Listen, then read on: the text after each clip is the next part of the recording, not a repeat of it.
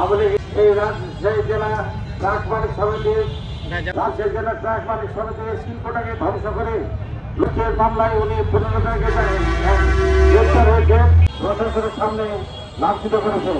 তার প্রতিবাদে সুচিন্তিত করার জন্য নতুন যে পার্টি হয়েছে সেই কমিটি ট্রাক শিল্পকে রাজশাহী জেলার বিগত গত 15 তারিখ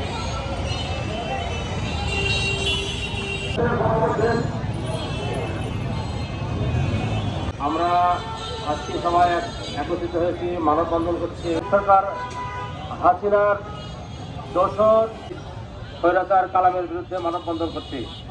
বিগত দেশ শাসন করেছেন, জুলুম করেছেন, গুম করেছেন, খুন করে বিনা ভোটে নির্বাচিত হয়ে নিজেকে ঘোষণা করে শ্রমিকদের মধ্যে সমস্ত টাকাগুলো মেরে খেয়ে আজকে দীর্ঘদিন পরে সে অ্যারেস্ট হয়েছে, কিন্তু তারপরও সে হত্যার চেষ্টা করেছে।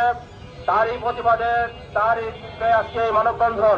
এবং আমরা আরো বলতে চাই, যদি এই প্রকৃত স্বৈরাচারের দোষরের শাস্তি না হয় তাহলে আমরা পরবর্তীতে আরো বড় কর্মসূচি দিব এবং পরিবহন সেক্টরকে অচল করে দেওয়ার চেষ্টা করব। আমরা চাই না দেশের কোনো ক্ষতি হোক, আমরা দেশের স্বার্থের জন্য কাজ করব, কিন্তু আমরা চাই দেশে এরকম স্বৈরাচারের যেন আর কোনো দ্বিতীয়বার সৃষ্টি না হয়।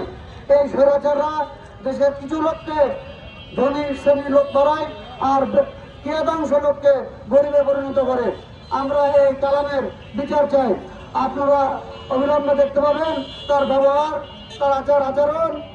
সে এই ট্রাক মালিক সমিতিকে বিগত 12 বছর, গত 13 সালের পর থেকে একত্রিত করে রেখেছে এবং এক তন্ত্র তৈরি করে রেখেছে।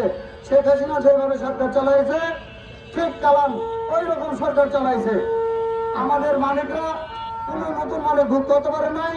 ওই 120 জন মালিক 120 জনে থেকে গেছে 12 বছরে 220 জন হয় নাই। তার সিস্টেম হলো যে মালিক বাড়বে না, গাছ বাড়বে না, তার পকেটে থাকবে এবং সে একটা তন্ত্র তৈরি করবে এবং সে নিজে সভাপতিত্ব করবে। গত 4 টার্ম সে নিজেই অনির্বাচিত ভাবে যেভাবে আওয়ামী লীগ সরকার চালিয়ে গেছে, ঠিক আবুল কালাম সাহেব ওইভাবে নিজেই সভাপতি, নিজেই সবকিছু। তার হুকুম মতো সমিতি চলে, তার হুকুম মতো সমিতি বন্ধ থাকে। তার হুকুম মতো সমিতির গেট খোলা হয়, তার হুকুম মতো সমিতির গেট বন্ধ হয়ে যায়।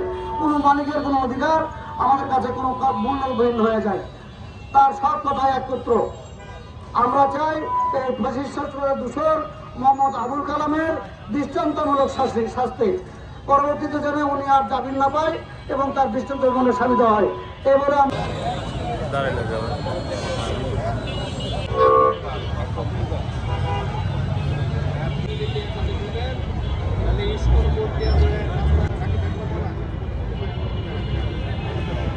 প্রেস লিস্ট করেছ?